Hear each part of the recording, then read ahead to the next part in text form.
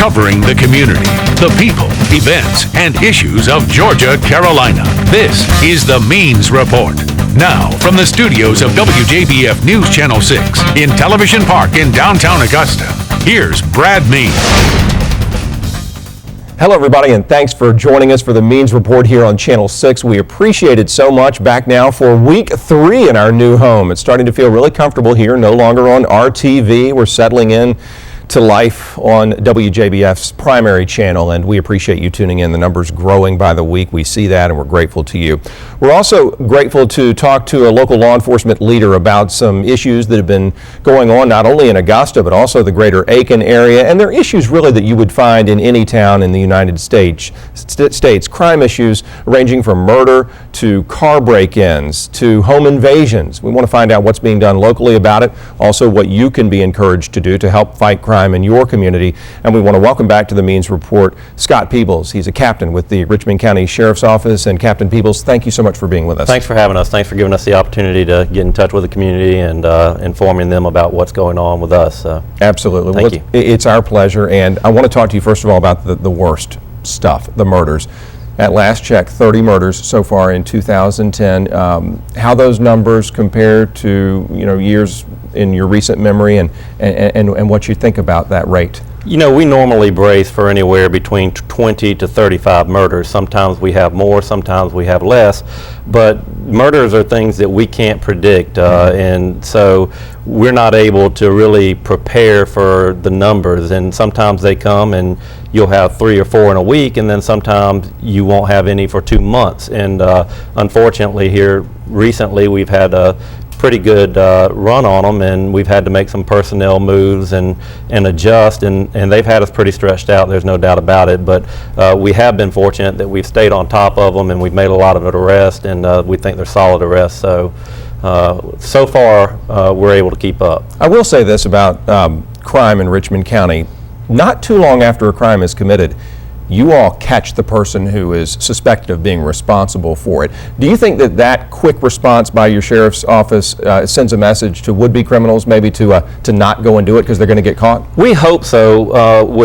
As far as murders are concerned, Sheriff Strength has always been very demanding, and his response is you don't go home until the last lead has been followed. And so when the major case squad goes out, it makes for some very long days, but we really believe that being aggressive very early on is what has helped us be successful in solving the cases. Well, I think a lot of people don't realize the work that goes on behind the scenes. You all really don't stop until the suspect is caught. You had to cancel your last appearance on the Means Report because a search was coming to a head. So you all do, and I'll echo what you said, manpower is very tight at the Sheriff's Office. It's very limited. But how do you get the energy and the enthusiasm to go nonstop like that instead of just clocking in and out? It's very difficult, and it does wear on the guys who are doing it day in and day out. And but once you're able to get out of the bed and get going and kind of get your teeth into something, anybody who's been in law enforcement long enough, once you get your teeth into something, then that's the drive that keeps you going, and you'll be okay. But it's just the constant getting called out that does take its toll.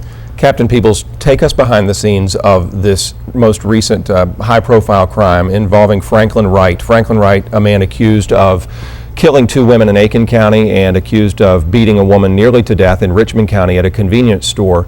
You tell me, how much did you work with Aiken County on this, and how did y'all get together to catch this man? Well, Aiken County, people really don't understand how often local law enforcement here in the CSRA work together. Aiken County, Columbia County, Richmond County, Burke County, we all are in regular contact with one another. So Franklin Wright was a name that came up, the person that we had identified at the assault at the Lotto Express, and as soon as his name came up, since we had been working with Aiken County on their murder cases, we knew exactly who we were dealing with and what their interest in the case was. Did you know it from the surveillance video from the convenience store? How did you know it was him? We didn't recognize him from the surveillance video, but there was something there that did positively identify him as being the person that we were looking at. And there are certain things, since the case has not been adjudicated, that I can't reveal yet. But immediately when we saw the name, when our investigators saw the name, it was kind of like a kick in the gut, and we got on the phone with Aiken County right away. And how did, take us through his capture? How did that happen? Did it go peacefully? How did you finally apprehend him? Just like a lot of felons are captured, you've got this officer out in Hepzibah who had been looking for him, who knew he had been last seen in that area, and he sees him at the convenience store, and rather than putting anybody in jeopardy there, he waits for him to come out and takes him into custody. And luckily, Mr. Wright, who was armed at the time he was taken into custody, at that point I think had lost a lot of his fight because he had been on the run for a couple of days at that point. And so he just went willingly. Talk about the another high-profile case, and I'm sorry to keep bringing all of these up. No, absolutely. We caught you at a very busy time, and that's the Five Guys shooting, where an officer was trying to apprehend a suspect. Merchants near the Five Guys at Alexander and Washington had called in about a man who was acting suspicious. The officer responded. The person who was suspected of acting suspicious resisted. And just take it from there, and why sometimes you all do have to use deadly force. Well, unfortunately, Brad, that's not something that I would be able to talk about, because that's not a case that the Sheriff's Office is handling. The Georgia Bureau of Investigation is actually investigating that case, and so unfortunately, it wouldn't be appropriate for me to actually give any details on that case, because it's not our investigation. Okay, no problem at all. Let's talk about another crime that's making the news: car break-ins. Right. We had a story at the beginning of this week from Aiken County. And I know we've done several in Richmond County. Captain Peebles, can you do anything to stop this? Not only you as the Sheriff's Office, but we as car and homeowners? Well, the one thing that we tell homeowners and car owners is what people are looking for are the GPS devices. Believe it or not, people will leave laptop computers in their cars. And so we'll ask people at nighttime to take the valuables out of the cars, don't entice people. Those are things that can be turned over pretty quickly, and that's what the criminals are looking for. So you may replace a $200-300 window for someone who's going to make $50 off of a GPS device. Yeah. Unfortunately, Richmond County, Aiken County, nobody is immune to the spike that we've seen right now in as far as the car break-ins or the burglaries. And what we're trying to do is obviously be aggressive and be a little more proactive, but also we're trying to get in touch with the community and help them protect themselves. Yeah, that's one thing you mentioned the last time you were here, and I wanted to get you to talk about it again: the importance of community policing. Y'all depend on people, regular people, heavily. Every day, you know, people talk about how quickly we get on cases and when we talk about murders, but the reality of it is, Brad, is that we've got contacts in the community who we rely on very heavily.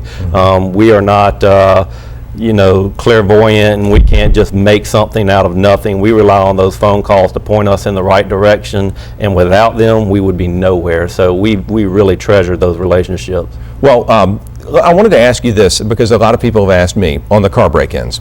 Is it best to take all of your valuables out of the car and leave your car unlocked? The thought being, I'm not going to get my window shattered, so that they can open it, see that there's nothing of value in, and move on. Is that an approach you'd recommend? It depends on the kind of car you have. It depends on the kind of stereo that you have in the car. If you've got something aftermarket and you've spent a lot of money on stereo and speakers, then the answer would be no. But if you've got a car that's got regular speakers and you don't have any valuables in it, I've actually told friends of mine, look, leave your car unlocked. At least that way you're not going to have to replace the window for something that they're not going to get anyway. But a lot of what we are seeing now is people are using unlocking devices to get into the car so they don't make noise and shatter the glass. And so, but really it would just depend on every individual and the type of car they have and the value of what's in the car. Let me ask you this in closing, and it's just really a chance for you to give a message to the public if you care to. What should we know to enjoy life in Richmond County and not be scared, certainly, but should we be citizens who are always on alert? Should we be citizens who are looking for things that are suspicious? I want to, convince folks Augusta is a safe place. However, should we always kind of have our guard up? Well, it's not just that. It's a lot of times people see things that are out of place, and they don't want to bother the police. That's right. And the problem with that is if it may be the piece of the puzzle that we're working in that area that gets us to solving a rash of burglaries or car break-ins. And so what we really want is to encourage people to report the suspicious activity in their neighborhoods, especially. If someone doesn't belong, there's no harm in law enforcement coming out and just making contact with that person, making sure that they belong there, and making sure that they know that someone has seen them. Okay, so we're not going to pester y'all. No, that's our job. That's what we want to do, and believe it or not, those are the kinds of calls that really get us onto something sometimes. All right, that's great advice. I know you're busy, and I very much appreciate you Thanks taking for the having time. us. Absolutely. Thank you to everybody on the force for the job y'all do. Thank you. That's Captain Scott Peebles with the Richmond County Sheriff's Office, our special guest today. When we come back, a couple of special guests. We may need to have Captain Peebles stick around to keep the peace. I'm teasing. We're going to have Corey Johnson and Marion Williams. They're about to duke it out in the District 2 Commission race, and they'll talk to us about why they want your vote next.